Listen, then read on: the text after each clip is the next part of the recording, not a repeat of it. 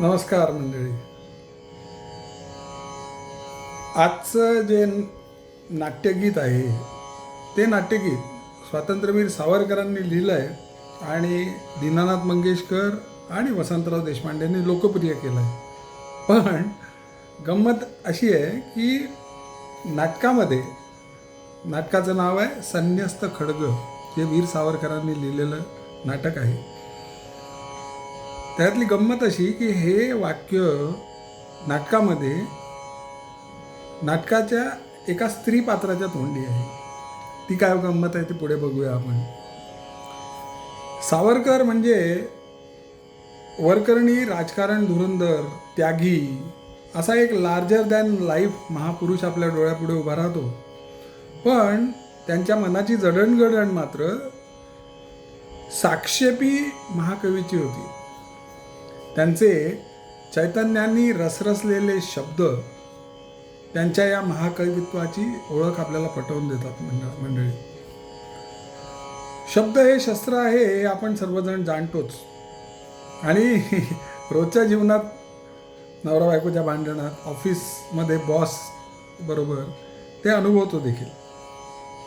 पण अशा या शब्दांना जेव्हा सावरकरांसारखा शब्दप्रभू आपल्या परिसस्पर्शाने उजळवतो तेव्हा त्यांचा एक मंत्र होतो, प्रभावी मंत्र होतो.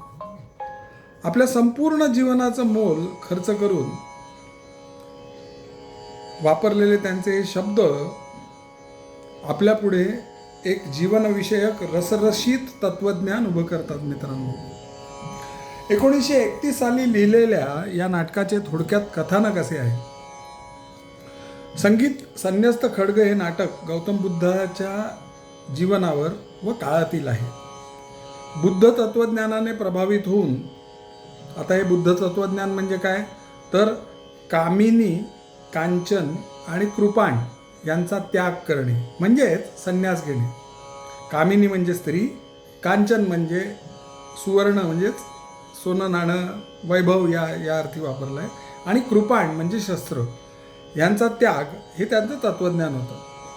या तत्त्वज्ञानाने प्रभावित होऊन शाक्य सेनापती म्हणजेच शाक्यांचंच राज्य होतं गौतम बुद्धांच्या काळातलं, त्यांचाच तो सेनापती विक्रमसिंह, शाक्य सेनापती विक्रमसिंह शस्त्रत्याग करून संन्यासी होतो. सर्व प्रजाही या अहिंसेच्या तत्त्वज्ञानाने अत्यंत प्रभावित होऊन त्यांची विहित कर्मे सोडून संन्यास घेतल्यासारखं गृहस्थाश्रम जगत असतात. आता शेजारच्या राजा कौशल राजा म्हणजे कौशल हा नावाचा एक राज्य शेजारी होतं. त्या कोसल राजाला शाक्य राज्यावर आक्रमण करून जिंकण्याची एक संधी दिसते आणि तो आक्रमण करतोही. आता विक्रमसिंहाने संन्यास घेतलेला, विक्रमसिंह जो सेनापती होता, शूरवीर सेनापती होता, आणि प्रजा किंवा सेनासुद्धा अहिंसेच्या तत्त्वज्ञानाने प्रभावित होऊन आपली शस्त्रसज्जता किंवा शस्त्रातलं नैपुण्य हे विसरून संन्यासी झालेले होते. कोसल राजाला त्यात संधी दिसली, त्याने आक्रमण केलं. त्यावेळेला विक्रमसिंहाचा पुत्र, त्याचं नाव वल्लभ, आणि सून सुलोचना यांनी आक्रमणाचं उत्तर द्यायचं ठरवलं. सुलोचनाने पुरुषवेश धारण केला आणि कोसल राजाशी युद्धात ते दोघेही जण तयार झाले. पण दुर्दैवाने खच्ची झालेली सेना आणि त्यांचं शौर्य कमी पडल्यामुळे त्यांचा कोसल राजाकडनं पराभव होतो. आता कोसल राजाने राजधानीचा ताबा घेतल्यावर सगळीकडे हाहाकार माजलेला आहे. शाक्य जनता शेवटी विक्रमसिंहाला शरण जाते आणि म्हणते, महाराज कसंही करा, आम्हाला याच्यातून वाचवा.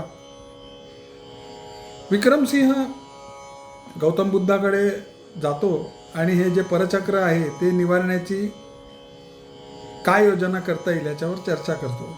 गौतम बुद्ध अर्थातच अहिंसा व नैतिकता यावर खूप मोठं प्रवचन देतात आणि विक्रमसिंहाला ते न पटल्यामुळे विक्रमसिंह त्या अहिंसेचा त्याग करून म्हणजेच भगवी वस्त्र काढून ठेवून हातामध्ये तलवार घेतो.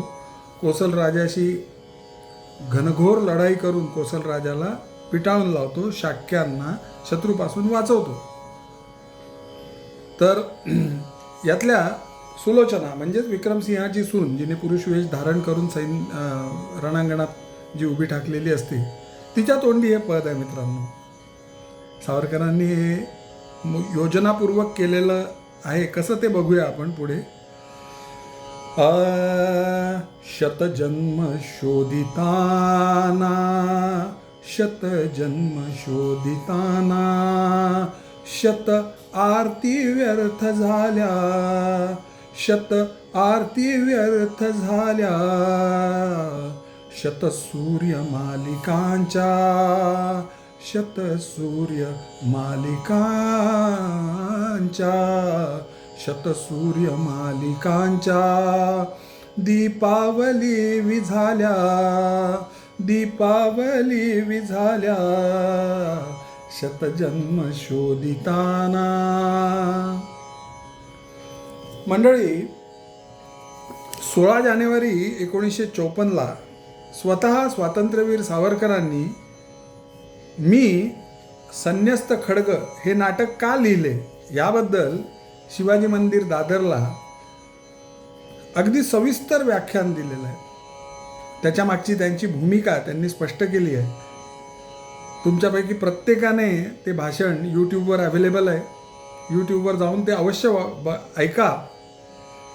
म्हणजे अहिंसा हे तत्त्वज्ञान हातात शस्त्र असेल तरच प्रभावी ठरते किंवा रिलेव्हंट असते. भयभीन होत न प्रीत या दोह्याची आठवण करून देणारं हे तत्त्वज्ञान सावरकरांनी अहिंसा ही शक्तिवानाला शोभते, दुर्बळांनी अहिंसा हा शब्द उच्चारला तर तो केवळ एक करुण विनोद होईल असं त्यांचं ठाम मत होतं. इव्हन गांधीजींची सुद्धा त्यांचे या बाबतीत खूपदा वादविवाद झालेले होते. जेव्हा गांधीजी रत्नागिरीला सावरकरांना भेटायला आले होते त्यावेळेला राष्ट्र धोक्यात असेल तेव्हा संन्यास घेऊन किंवा अहिंसेचे प्रवचन देऊन उपयोगाचे नाही, तर शस्त्रसज्ज होऊन शस्त्र हातात घेऊन शत्रूचा प्रतिकार करणे हे प्रत्येकाचे आद्य कर्तव्य होय. हा या नाटकाचा खरा संदेश. गाण्याच्या अर्थाकडे वळूया. नाटकातील सुलोचना म्हणते, तुला म्हणजे तिच्या प्रियकराला म्हणजेच वल्लभाला भेटण्यासाठी आतुर असलेल्या मी शेकडो जन्म शतजन्म घेतले आणि तुला भेटण्याची तीव्र इच्छा म्हणजेच आरती. आरती म्हणजे ती रस्व दीर्घ नव्हे, आरती आरती असा शब्द आहे. तीव्र इच्छा आरती व्यर्थ ठरल्या. शेकडो सूर्य मालिका विझून गेल्या. यातून सावरकरांच्या प्रतिभेचा आवाका म्हणजे तो लार्जर दॅन लाईफच्याही पुढची टर्म आहे. माझं शब्दसंग्रह तेवढा नसल्यामुळे मी लार्जर दॅन लाईफपर्यंतच थांबतो. आपल्याला अक्षरशः स्तिमित करतो. मित्रांनो, सुलोचना म्हणते, क्षणतो क्षणात गेला. म्हणजे इतक्या दीर्घ प्रतीक्षेनंतर जेव्हा तुझी गाठ पडली तो क्षण क्षणातच विरून गेला. खरोखर सावरकरांच्या प्रतिभेला प्रणाम करून आजचा भावार्थ संपवतो. असेच नवनवीन भावगीतं नाट्यगीतं त्यांचे भावार्थ घेऊन मी आपल्यासमोर येणार आहे. कृपया माझ्या चॅनलला सबस्क्राईब करा, कमेंट करा, शेअर करा, लाईक करा आणि तुमचा पाठिंबा असाच देत राहा. धन्यवाद. नमस्कार.